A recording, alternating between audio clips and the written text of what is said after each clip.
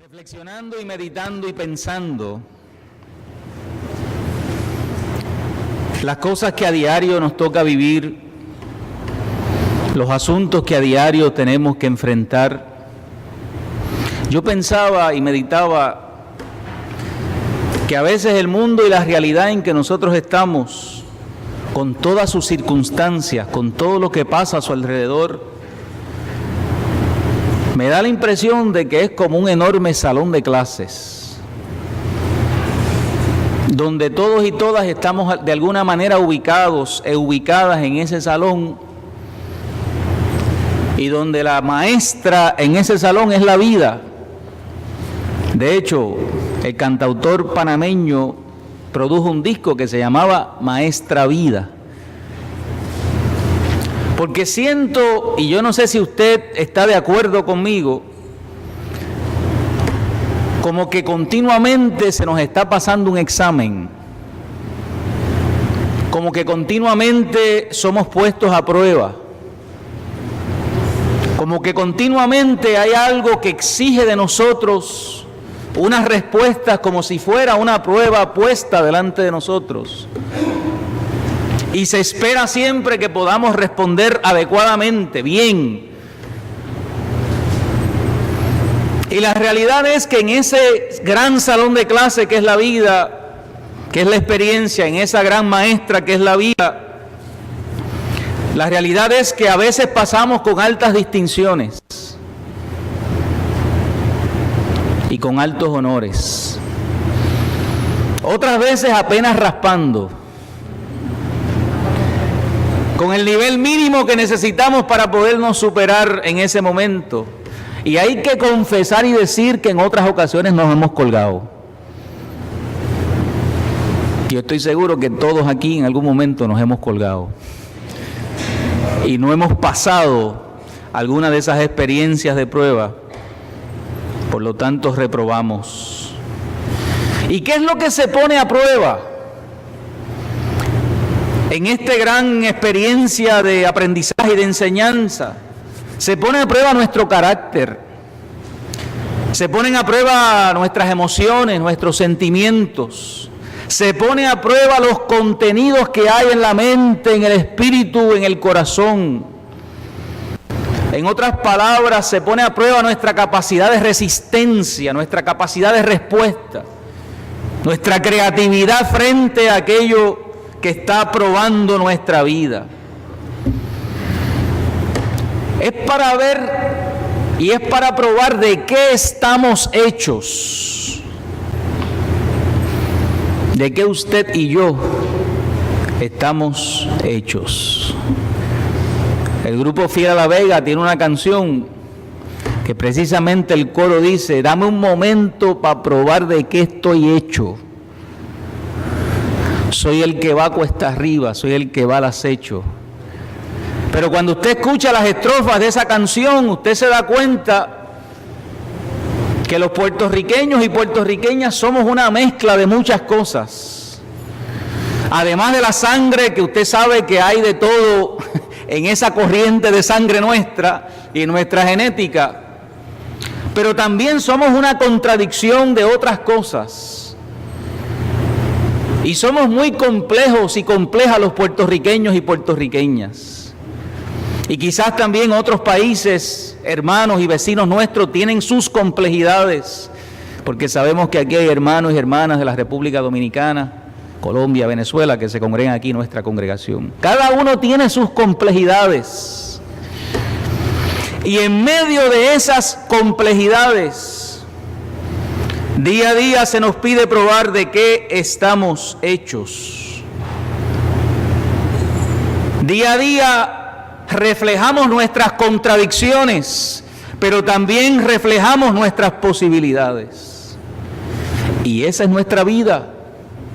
Y así, día a día, la vivimos. Pero yo no sé si a usted le ha pasado lo que me ha pasado a mí.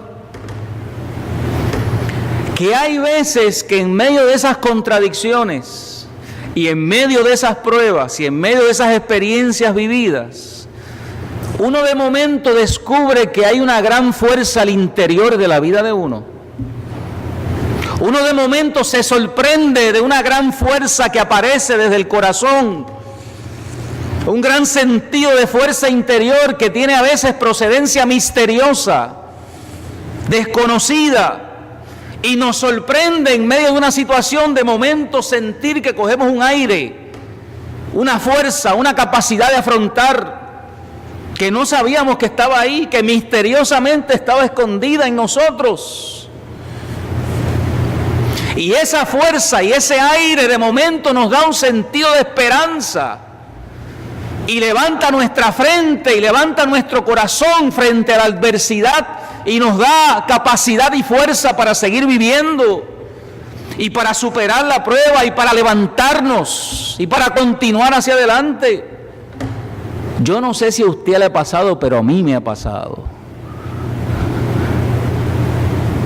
Que de momento, desde bien adentro y profundo en la vida, ha salido como un torrente de agua, como un torrente de vida esa fuerza. Y ha servido bien en el momento para afrontar la necesidad y lo que la ocasión ha puesto y la vida ha puesto delante de nosotros.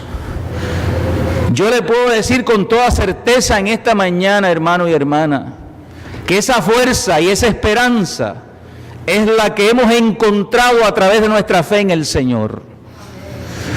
Que esa fuerza y esa esperanza es un cúmulo de gracia, un cúmulo de poder, de dinamismo, que se va acumulando en las entreteras del alma del creyente, de la creyente, del que vive día a día su fe y su experiencia de cercanía con Dios. Y eso se va depositando en algún lugar que yo no sé dónde es, y se va acumulando en ese lugar, y es como una reserva de gracia, que en el momento en que más uno lo necesita, que en el momento en que más precaria está la situación de uno, eso brota y eso salta como un manantial de vida. Los especialistas en la conducta humana hablan de la resiliencia, esa capacidad de resistir frente a la adversidad. Pero yo en esta mañana le quiero llamar gracia de Dios, un depósito de gracia de Dios que se acumula en nuestra vida y que está presente en el momento en que más lo necesitamos. Y a ese espacio de depósito de gracia de Dios hay que hacer inversión de tiempo, hay que hacer inversión de esfuerzo. En otras palabras, eso no se da de manera fortuita, eso es algo que se trabaja a través de la vida y que se va acumulando y llenando a través de nuestra vida. Y les traigo esto en esta mañana porque estamos frente a una historia bíblica donde hay unos seguidores de Jesús, sus discípulos, con un gran sentido de pesimismo y de desencanto y de frustración. Y usted dice, pero ¿cómo es posible? ¿Acaso no eran esta la gente que seguía a Jesús? ¿Acaso no eran los que estaban con Jesús de cerca, viendo el milagro, viendo el poder, viendo las acciones, viendo las señales, escuchando la palabra? Pues mire, sí. Porque los que hemos caminado cerca de Jesús también hemos sentido el pesimismo, hemos sentido el desencanto y hemos sentido la frustración. Porque la fe no nos exime de esas cosas, no nos vacuna contra esas cosas, porque somos humanos y como humanos experimentamos, como les dije al principio, todas las contradicciones de nuestra humanidad. Hay días que estamos felices, entusiasmados, hay días que estamos menos felices y menos entusiasmados. Y esa es la realidad. Pues los discípulos estaban desencantados y pesimistas, apoderados por ese sentido de tristeza profunda y angustiosa. Y la razón es que a los lados de este pasaje bíblico, si usted lo quiere ver, ahí está el relato de la transfiguración. Y si usted mira antes y mira después, Jesús empezó a hablar de algo que sus discípulos no querían oír, y particularmente era Pedro el que no lo quería escuchar.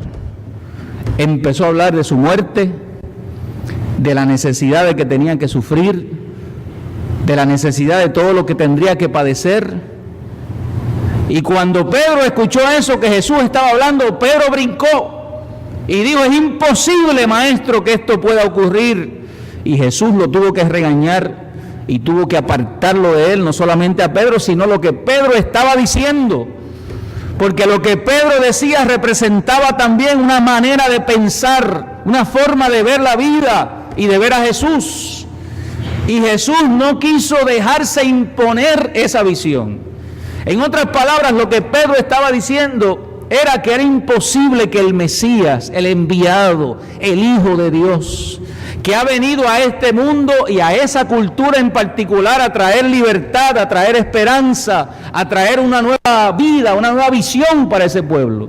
Era imposible que ese Mesías tuviera que sufrir, tuviera que padecer y mucho menos que tuviera que morir. Pero Pedro representaba la visión que muchos y muchas tenían sobre el Mesías. La visión que tenían acerca de aquel que vendría a cumplir con todo el Antiguo Testamento. Había una expectativa con relación a Jesús. Y lo que Jesús estaba diciendo rompía por el mismo medio con todas esas expectativas. Y lo que Jesús estaba diciendo era la antítesis de lo que esperaba ese pueblo representado en Pedro. Por lo tanto, hay una confrontación con lo que Jesús dice y con lo que los discípulos están esperando. Y en medio de esa confrontación de la palabra, los discípulos sienten tristeza, pesimismo y dolor por lo que Jesús les está planteando. Estos discípulos esperaban poder reinar triunfantes. Esperaban poder asegurar su espacio, su agenda, su necesidad particular como pueblo. Y no podían entender de lo que hablaba Jesús, porque desde su perspectiva el sufrimiento y el dolor es símbolo de debilidad, de derrota, de entrega de los sueños y de los anhelos más profundos. Y Jesús no pudo aceptar esa mentalidad de Pedro.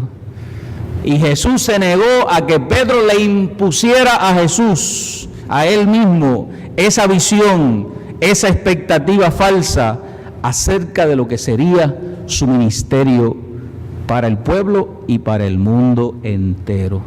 Y en ese pasaje bíblico anterior, Jesús entonces tiene que clarificar y decir la lógica del reino del cual yo les hablo, del cual yo les predico y les enseño. Es muy distinta a la lógica de este mundo. Es muy distinta al pensamiento y a las expectativas de este mundo. Y Jesús tiene que recordarles que el que quiera salvar su vida, el que quiera guardar su vida, el que quiera asegurar su espacio, su vida, la perderá. Pero el que la pierda por causa del Evangelio y por el seguimiento de Jesús, ese la ganará.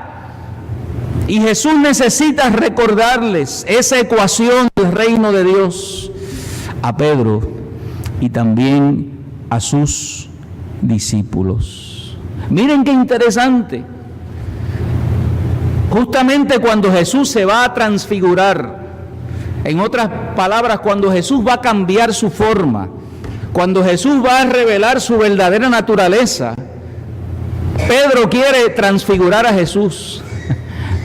Pero lo quiere transfigurar a su imagen, a su necesidad, a su expectativa, a su deseo, a su visión del mundo. En otras palabras, Pedro quiere manipular a Jesús y quiere acomodarlo a sus propias expectativas y necesidades. Cualquier semejanza con cosas que ocurren en el día de hoy es pura coincidencia. Pero la realidad es que hay mucha gente que quiere manipular a Dios a su necesidad, a su realidad, a su antojo. Hay mucha gente que quisiera que Dios reflejara también sus ideologías, sus formas de ver la vida, sus conceptos, sus maneras. Pero qué bueno que Dios no se deja manipular por nada ni por nadie. Qué bueno que Dios es Dios. Qué bueno que Cristo es Cristo. Y qué bueno que Dios actúa como le place en su soberana, en su entendimiento, en su voluntad, y que no está sujeto a los caprichos pequeños y limitados nuestros. Qué bueno que Dios es como es. Y a mí me gusta que Dios sea como es. Y me gusta que Jesús sea como es. Aunque a veces me golpea, aunque a veces me confronta, aunque a veces me duele escucharlo, pero qué bueno que ese dolor se transforma en gracia, en oportunidad de crecimiento, de desarrollo, de aprendizaje y de expansión de la vida. Bendito el nombre del Señor.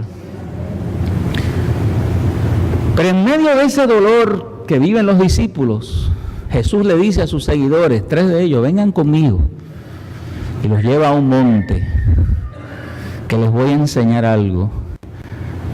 El monte, símbolo importante en el Evangelio de Mateo y en todo el texto bíblico, pero eso lo podemos hablar en otro momento. Y en ese monte Jesús se transfigura. Y esa transfiguración es un símbolo.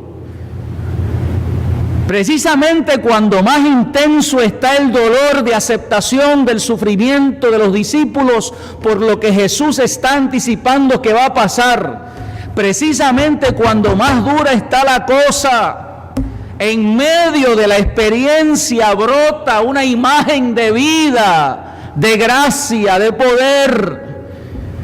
Cuando más difícil está la situación para los discípulos al tener que aceptar lo que Jesús les ha planteado, Jesús de momento se convierte, se transfigura y muestra y revela de sí mismo su verdadera naturaleza.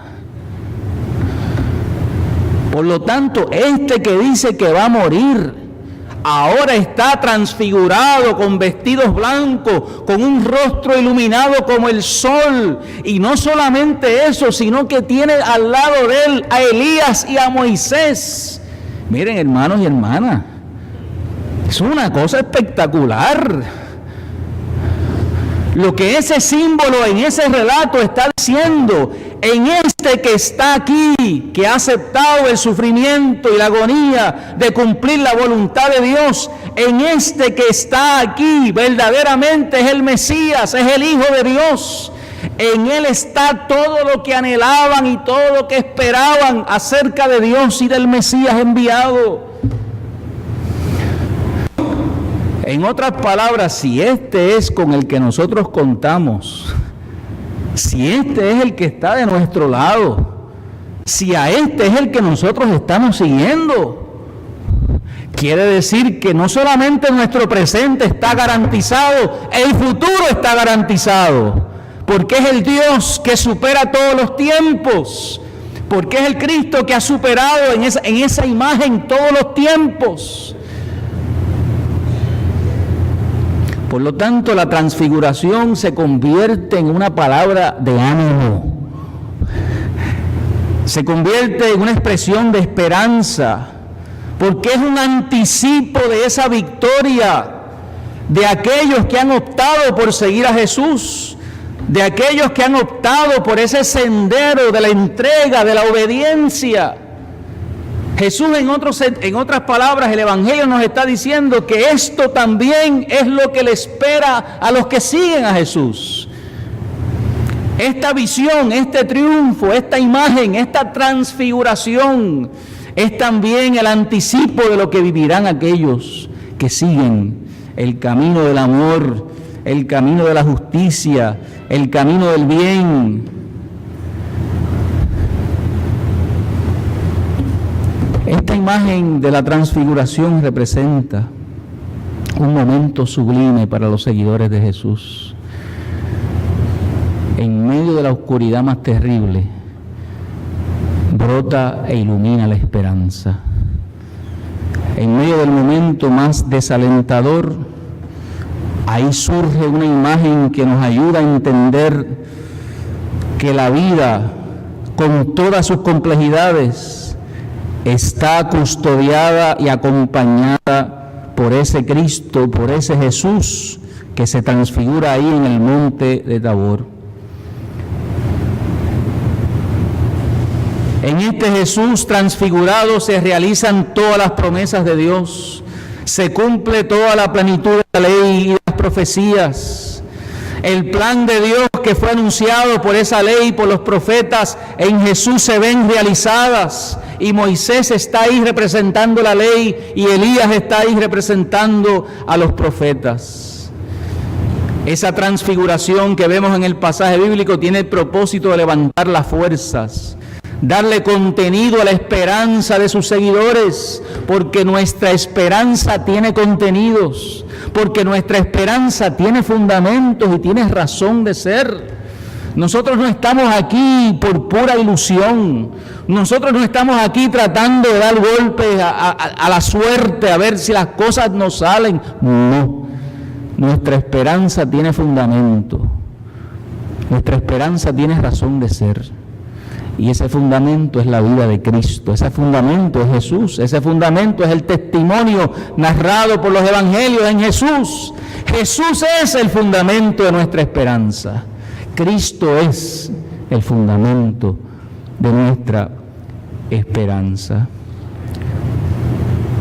La naturaleza triunfante y poderosa de Jesús, mire qué cosa más misteriosa. La naturaleza poderosa y triunfante de Jesús está escondida en su humanidad frágil, doliente y sufrida. En otras palabras, ese poder que Jesús manifiesta en la transfiguración, ese rostro cambiado, esa imagen iluminada, esa escena iluminada, esa gloria, ese triunfo, ese poder está escondido en su humanidad, frágil, sufrida y doliente. Quiere decir que en Cristo se combinan perfectamente esas dos cosas. Esto no es una gloria elevada por encima de la realidad. Esto no es una gloria desencarnada de las experiencias que se viven. Esto no es una gloria que nos aleja del mundo y sus conflictos y sus compromisos. Es una gloria que se vive, que se siente, que se palpa, que se experimenta en nuestra realidad y en nuestra vida. Porque así lo experimentó y lo vivió y lo manifestó Jesús. En Él estaba la plenitud de lo divino, pero en Él estaba la plenitud de lo humano. Esas dos cosas combinadas hacían efectivo su ministerio. Porque siempre hay la tentación de quedarnos en la gloria. ¿Verdad que sí? Porque en la gloria todo está bien. Porque en la gloria no hay depresión, no hay enfermedad, no hay tristeza, no hay pelea con el marido y con la esposa. Porque en la gloria todo apunta a una experiencia de perfección, sin manchas, sin arrugas, sin nada. Y mire si se pasa también en la gloria que Pedro hizo una propuesta y le dijo a los demás: vamos a quedarnos aquí. Mire, ¿para qué bajar para allá otra vez? Si allá lo que hay son problemas. La gente se está agajando por los pelos. A este hombre lo van a matar. Lo que hay son conflictos y chismes y diferencias y muertes y quejas. Vamos a quedarnos aquí, que esto está tan bueno. Levantamos 3 ranchos aquí, nos quedamos aquí con estos 3 seres, que es lo más grande que ha visto este pueblo en su historia. Vamos a quedarnos aquí. Porque siempre hay una tentación de querer quedarnos en la gloria. Porque siempre hay una tentación de querer escaparnos de la realidad en que vivimos. Porque quisiéramos a veces que de un solo golpe alguien nos arrancara de los conflictos, de los problemas, de las situaciones, de la enfermedad, de la angustia.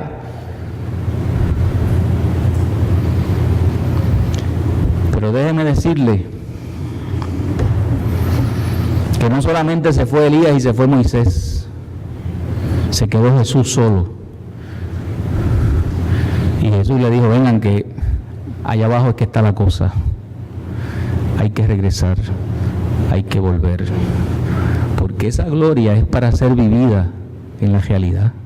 Esa gloria es para ser expresada y útil en medio de nuestra vida. Ahí mismo donde está el conflicto, donde está el problema, donde está la desesperanza, donde están los asuntos que nos duelen, que nos tocan, ahí es que está la oportunidad de ver también la gloria de Dios, la transfiguración de Dios y de nuestra vida también. Ahí es la oportunidad para ser viable. Lo que Dios dice sobre Jesús: este es mi Hijo amado, mi predilecto, en el cual tengo contentamiento. No lo dijo de Moisés, no lo dijo de Elías, lo dijo de Jesús. Lo cual nos quiere decir que Mateo nos está diciendo que Jesús es el que es. Que Jesús es más grande y está por encima de esos dos íconos de la historia del pueblo de Israel. Pero miren qué interesante, el más grande es el que baja de la montaña para ser torturado, para sufrir y para eventualmente morir en la cruz del Calvario.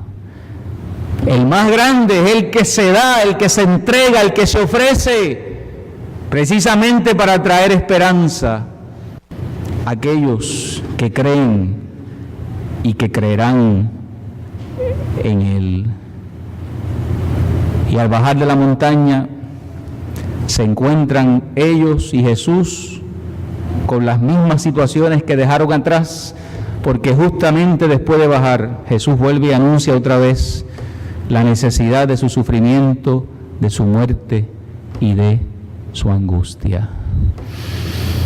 En este Jesús transfigurado, en este Jesús mostrando su verdadera naturaleza, en este Jesús que no se distancia de su humanidad, sino que en medio de ella refleja lo que es su carácter divino, su poder, su gloria, su autoridad, su triunfo, su victoria.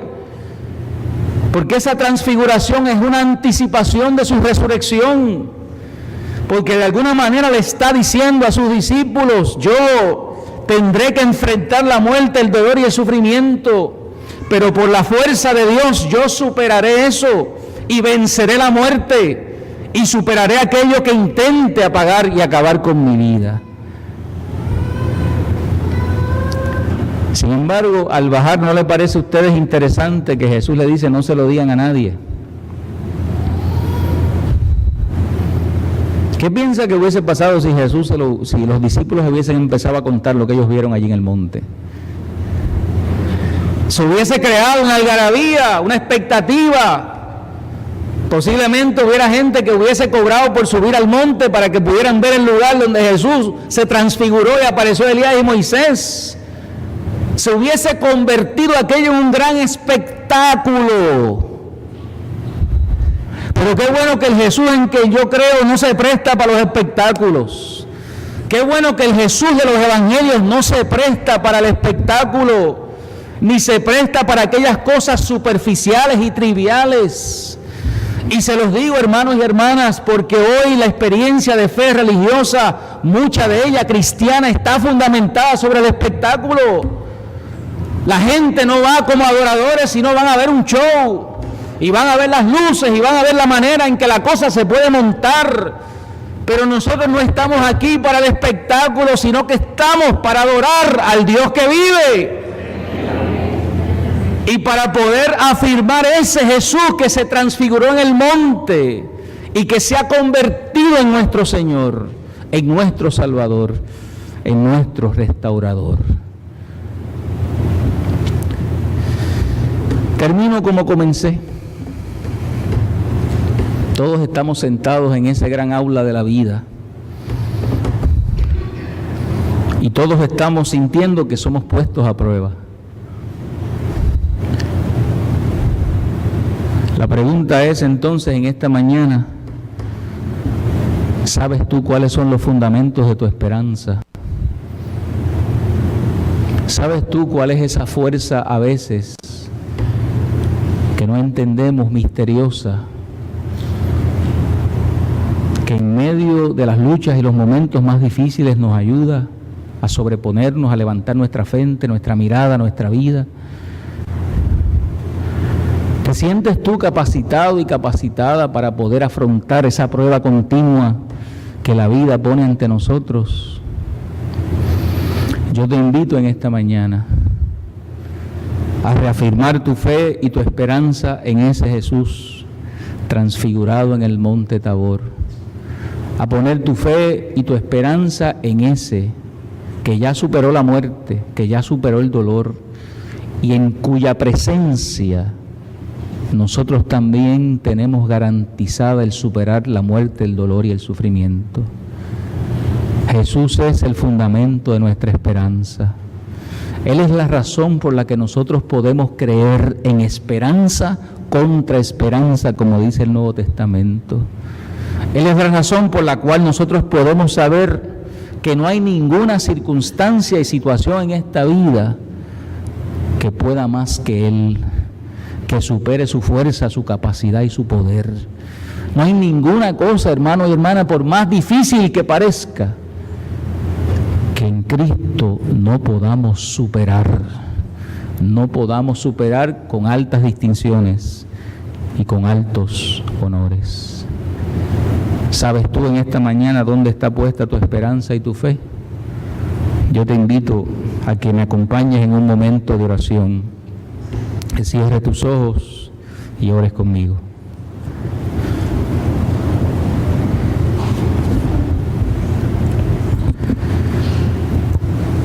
Señor, venimos hoy como pueblo tuyo, buscando, Señor, sentido, dirección en medio de nuestras vidas, en medio de las continuas pruebas y luchas que afrontamos todos los días. Pero te pedimos, Señor, que en medio de esas contradicciones que hay en nosotros, que en medio de aquellas cosas que hacemos bien y que a veces no hacemos tan bien, de esas complejidades, Señor, que habitan nuestra mente y nuestro corazón, te pedimos, oh Dios, que nos ayudes a tener claro los cimientos y los fundamentos de nuestra esperanza, a tener claro hacia dónde debe ir dirigida nuestra fe y a tener claro cuáles son aquellas cosas que nos pueden ayudar, que nos pueden asistir, que nos pueden acompañar en medio de nuestro caminar por la vida. Ayúdanos, Señor amado, a encontrar esa esperanza que los discípulos en el monte encontraron en ti al verte transfigurar. Ayúdanos a tener esos momentos de iluminación, esos momentos de gloria, que aclaren, Señor, nuestras dudas, que disipen, Señor, nuestros miedos y nuestros temores, y que nos llenen de aliento y de esperanza por saber en quién hemos creído. Señor, en tus manos en esta mañana están nuestras vidas, y te pedimos, Señor, que seas tú quien obres en ella, seas tú quien la dirija, seas tú quien la mueva, Señor, y nos ayudes con la fuerza de tu presencia y de tu Espíritu en nuestras vidas. En el nombre de Jesús oramos. Y amén.